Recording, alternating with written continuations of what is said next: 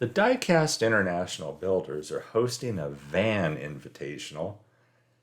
And recently, while I was setting up a challenge box, I came across this Hot Wheels Flip Outs Aerostar van. And I thought it'd be perfect for this build. I took a couple pictures of the sides. You see the two pictures, I used this one and that one. Because you can't get replacement decals for this, or at least I couldn't find any. Because probably there aren't that many of these out there and people aren't restoring them. But I'm the goofy one doing it. So you see, there's the flip outs feature, and we'll take a better look at that later.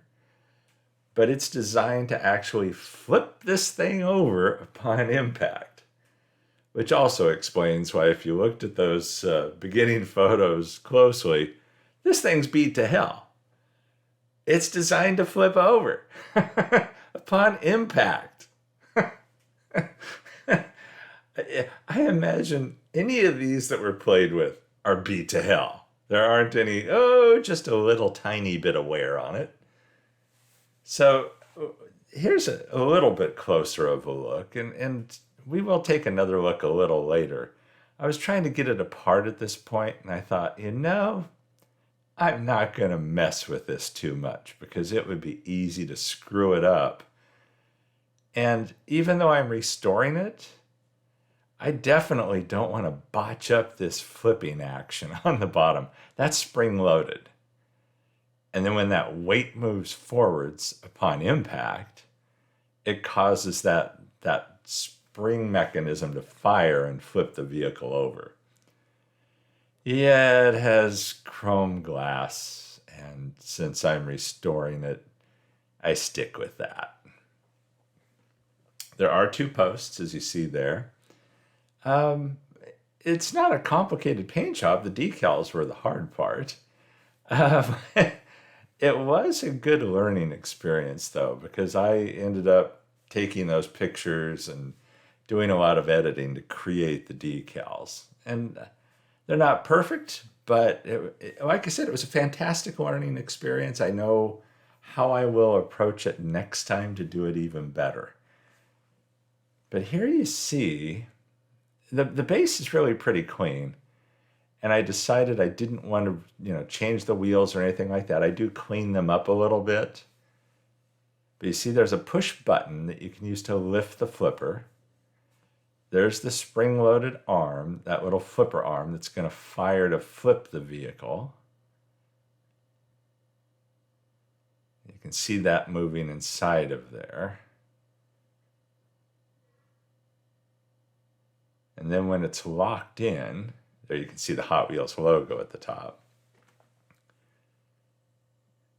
That little push bar you see there is attached to a larger chunk of metal on the inside of the casting. And I believe it's that mass that you see there that's loose. It wiggles around. That mass, when it moves forward upon impact of the front end, causes that little flip arm to fire and flip the vehicle over. The flip outs had two different kinds, and this was a side flip. I used that Model Master lacquer for the red, and then I went over it once the decals are all dry and everything with the Minwax Gloss Clear. Now the decals. In creating these, because they're going on this dark maroon red color, you have to put down, I can't do fancy decals where it's all in one piece. That's pretty expensive to be able to do that. And so this is a two-step process where I create the white toner backer decal, the base that goes down first. And you'll see that here in a second. It's in the water now. But I slide that off, lay it down, and once it dries, then I put the colors on top of it as a separate decal on clear. And again, this was, I've done some white toner decals before, but this was really my first attempt at taking a photograph of a decal that's in rough shape, editing it to remove all the background, to sharpen the edges as much as I could, to fill in the missing areas as much as I could, and to regenerate that color that was originally there. And so it was an interesting experience. I hadn't tried this before. I did this in Photoshop, and I know virtually nothing about Photoshop. And there's a lot of fantastic features in that program that make it a lot easier. And so I was learning those kind of as I went along. And I took extensive notes as I was doing this for future reference. But I'm pretty happy with how these turned out. And there you see after I put the color layer on top of the white, it's pretty close in the coloring and everything as the original. And then when I created the other side, I was going to use the actual photograph from that side, but since I had extensively edited one side, I just mirrored it and then dropped in the wording. For the chrome, I didn't want to put Molotow over that big fat windshield because I knew it would look rough. It's tough for me to cover that size area smoothly with Molotow, even with a 2mm size pin. And I thought, I'll use the chrome bare metal foil, which is a very thin adhesive foil that's used in modeling. There's various shades of metal that you can get. This is the chrome.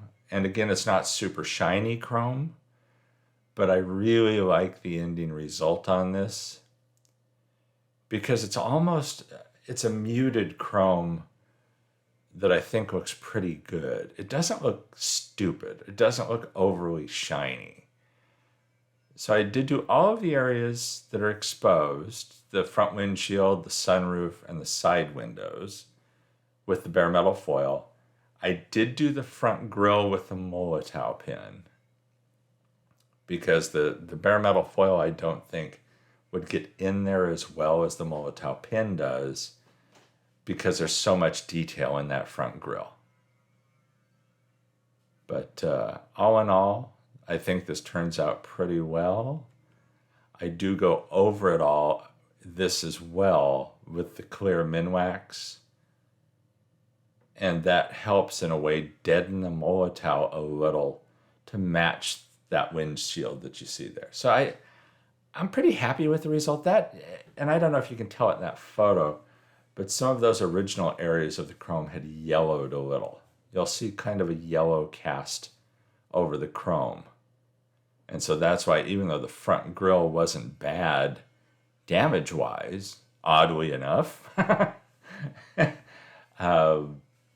you could tell when I put the Molotow, it did make it shinier, cleaner of a chrome rather than a yellowed chrome. And so that's it. Again, after the decals were dry, I went over that with the Minwax Gloss Clear Poly. If you hear buzzing behind me, I don't know if the microphone's picking it up, but the neighbor is grinding metal out behind the house. He does a lot of welding in the evenings as I'm recording this in the evening. And so if you hear some odd sounds, it sounds like a shop running. I'm not doing this in a shop. I just have one next door. And I apologize for that sound if it's distracting any of you. If you don't hear it, I'm sorry I gave any time to it in the video. But again, I didn't do much to the base. I just sharpened the wheels up a little bit. And so there you see where it ended up. I'm really happy with it. I did not demonstrate the flipping ability once this is done. There you see how the base ended up. I polished it a little, but not that extensively.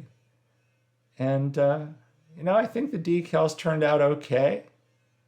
And all in all, this was a fun build. I want to thank the Diecast International Builders for hosting this event. Be sure and check out all of the builds in this event. And everybody stay safe and healthy out there. And I'll catch you in the next one.